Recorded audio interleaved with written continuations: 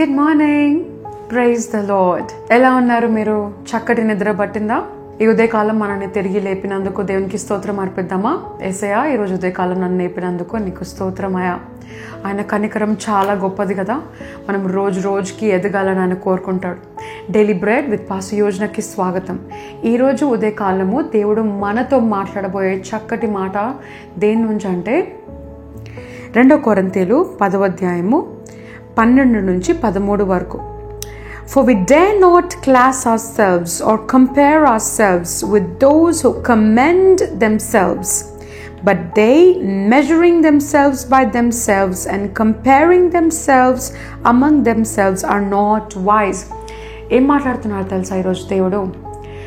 మీరు ఒకవేళ నేను తప్ప గ్రేట్ ఎవ్వరు లేరు, నేనే తోప్, నాకన్నా గొప్పడు ఎవరు లేడు, నేను చాలా నేర్చుకున్నా, నేను చదువుకున్న చదువుకి మీరెవ్వరు పనికిరారు, నేను చాలా గొప్ప వ్యక్తిని, ఇంకా నేను నేర్చుకోవాల్సింది ఏది లేదు, నేను చెప్పిందే మీరు వినాలి, నేను చెప్పింది మీరు వినకపోతే మీరు నాశనం అవుతారు, నా నోటి నుంచి వచ్చే ప్రతి మాట దేవుడి నుంచి వచ్చిన మాట, నేను చాలా భక్తి పరురాలను, నాకన్నా గొప్ప భక్తి పరురాలు ఇంకెవ్వరు లేరు, నాకన్నా గొప్ప పరిశుద్ధులు ఎవ్వరు లేరు.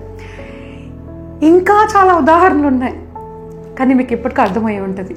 ఒకవేళ ఇప్పుడు నేను చెప్పిన ఉదాహరణలు కలిగిన వ్యక్తులుగా మనం ఉన్నట్లయితే దేవుడు అంటున్నాడు, మీకు మీరు కంపేర్ చేసుకుంటే ఎట్లా?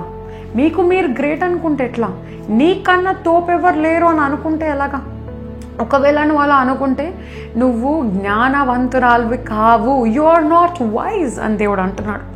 ఎందుకంటే మీకు మీరు కంపేర్ చేసుకుంటే గ్రోత్ ఎక్కడ ఉంటుంది?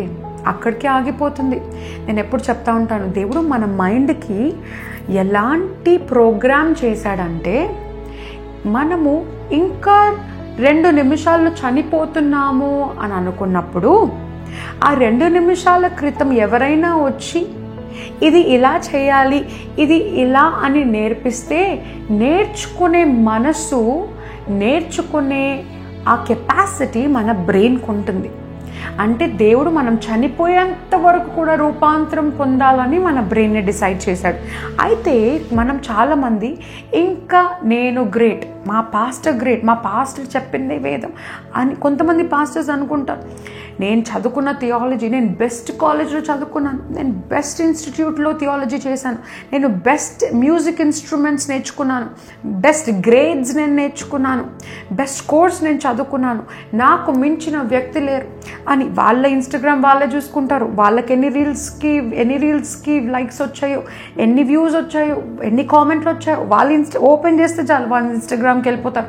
వాళ్ళ ఇన్స్టాగ్రామ్నే వాళ్ళు చూసుకుంటూ ఉంటారు. చూసావా నాకు ఎంత వచ్చిందో, చూసావా నేను ఎంత ఫేమస్ అయ్యాను, చూసావా నేను ఎంత పెద్దగా పేరు తెచ్చుకున్నానో, చూసావా నేను ఎంతమంది పొగిడారు. ఎవరైనా కలిస్తే చాలు వాళ్ళ గురించి వాళ్ళు పొగుడుకునే వ్యక్తులు నార్సిసిస్టిక్ పర్సనాలిటీస్ అని అంటారు ఇంగ్లీష్లో. అలాంటి వ్యక్తులు మీరున్నా, అలాంటి వ్యక్తులు మీకు తెలిసిన వారు ఎవరైనా ఉన్నా, ఈరోజు వాక్యం ఏం నేర్పిస్తుందంటే వారితో సహవాసం చేయటం కానీ, వారి జోలికి వెళ్ళటం కానీ చాలా దూరంగా జాగ్రత్తగా ఉండాలంట.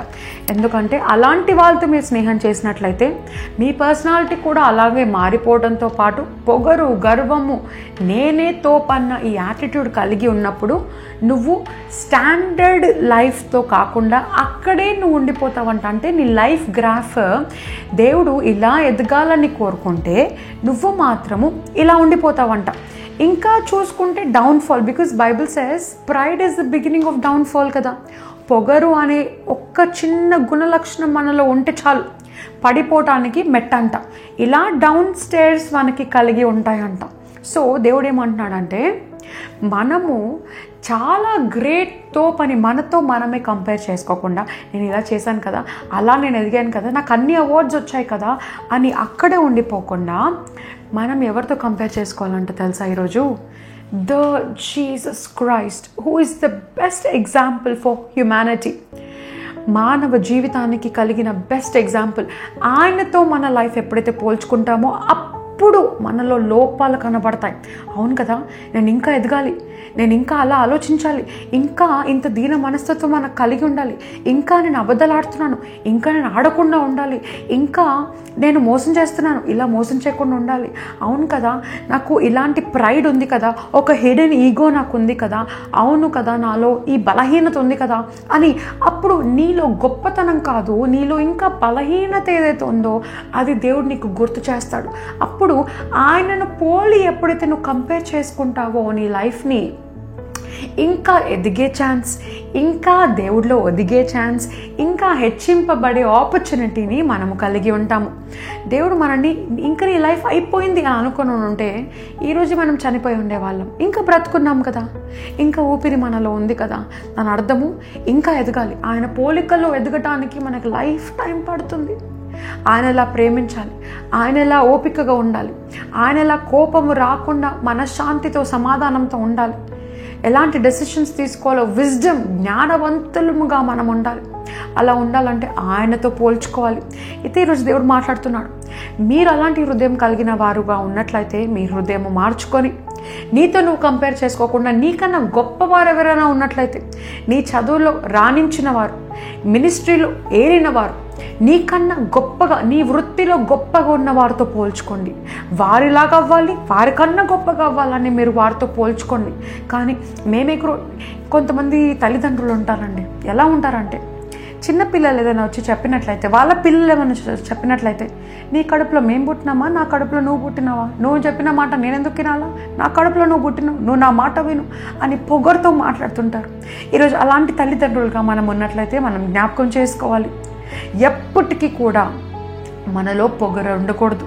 మన పిల్లల ద్వారా దేవుడు మనకు నేర్పిస్తున్నాడేమో, మన పిల్లలు నేర్చుకున్న టెక్నాలజీ జనరేషన్ మనది కాదేమో, వారు నేర్పిస్తుంది మనము ఓపికగా దీనంగా నేర్చుకుంటే మన జనరేషన్లో మనం ఎదుగుతూ ఎక్కువగా హెచ్చింపబడిన వారంగా ఉంటామేమో. పిల్లలు ఏదైనా చెప్తున్నారంటే పరిశుద్ధాత్ముడు పిల్లల ద్వారా కూడా మాట్లాడతాడు. ఎవరి ద్వారా అయినా దేవుడు నీకు నేర్పించవచ్చు. అలాంటి నేర్చుకోవాల్సిన హృదయం మనం కలిగి ఉండాలి.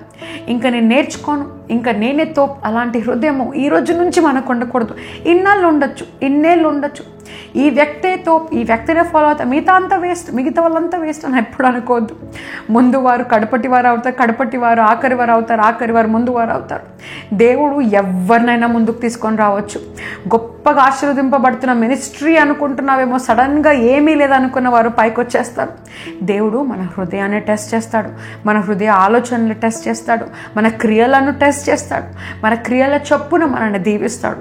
కావున మన హృదయము ఆయనను పోలి ఉన్నప్పుడు, ఆయనతో కంపేర్ చేసుకున్నప్పుడు రోజు ఏదో ఒకటి ఉంటుంది మనం ఎదగటానికి. ఈరోజు ఓపిక లేదేమో, రేపు ఓపికలో ఎదగాలని కోరుకుంటావు. ఈరోజు నీకు డిస్గ్రేస్ ఉందేమో, ఆ షేమ్ఫుల్ హార్ట్ ఉందేమో, రేపు సంతోషభరితమైన హార్ట్ దేవుడు నీకు ఇస్తాడు.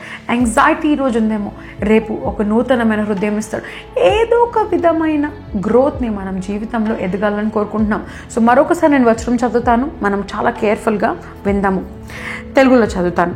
తమ్మును తామే మెచ్చుకొను, కొందరితో జతపరుచుకొనుటకైనను వారితో సరిచూచుకొనుటకైనను మేము తెగింపక జాలము గాని, వారు తమలో ఒకరిని బట్టి ఒకరు ఎన్నిక చేసుకొని ఒకరితోనొకరు సరిచూచుకొనుచున్నందున గ్రహింపు లేక ఉన్నారు. తెలుగులో ఏమాత్రం న్యాయం చేయట్లేదు, ఇంగ్లీష్లో మాత్రము those who measure by themselves and compare themselves are not wise.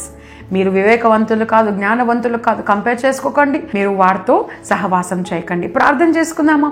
మనం ఎదగటానికి మన బలహీనతలు మనం జ్ఞాపకం చేసుకొని ఆయన పోలికల్లో ఎదుగుతూ గొప్ప వ్యక్తులుగా, గొప్ప వివేకులుగా, గొప్ప జ్ఞానవంతులుగా మనం ఉండుటకు మనం సిద్ధపడుతూ ప్రార్థన చేసుకుందాము. ప్రార్థన.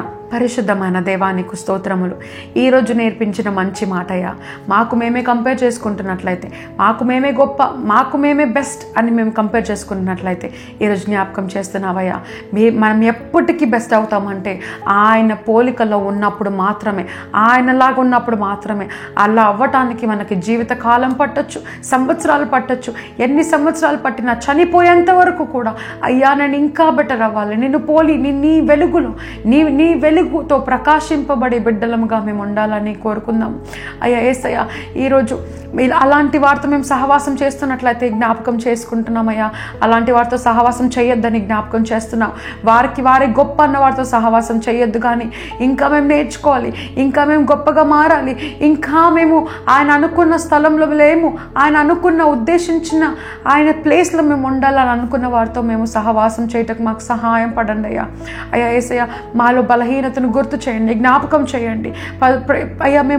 మేము సెల్ఫ్ రైచియస్గా నీతిమంతులముగా మాకు మేమే తీర్పు తీర్చుకోకుండా అయ్యా నీ పోలికలో నిన్ను బట్టి మేము అతిశయించుటకు, నీ క్రియలను బట్టి మేము సంతోషించుటకు, నీవు నడిపించే మార్గము బట్టి మేము అతిశయించుటకు మాకు సహాయపడమని అడుగుతున్నాను. ఈరోజు మాకు నేర్పించిన వాక్యం బట్టి స్తోత్రములు ప్రభువా. మేము గొప్పగా ఎదగబోతున్నందుకు, మా వెలుగు ద్వారా మేము మహిమ పొందుకోబోతున్నందుకు ముందుగా స్తోత్రములు అర్పిస్తూ యేసయ్య నామమున ప్రార్థిస్తున్నాము తండ్రి, ఆమెన్. దేవుడు మిమ్మల్ని బహుగా దీవించును గాక.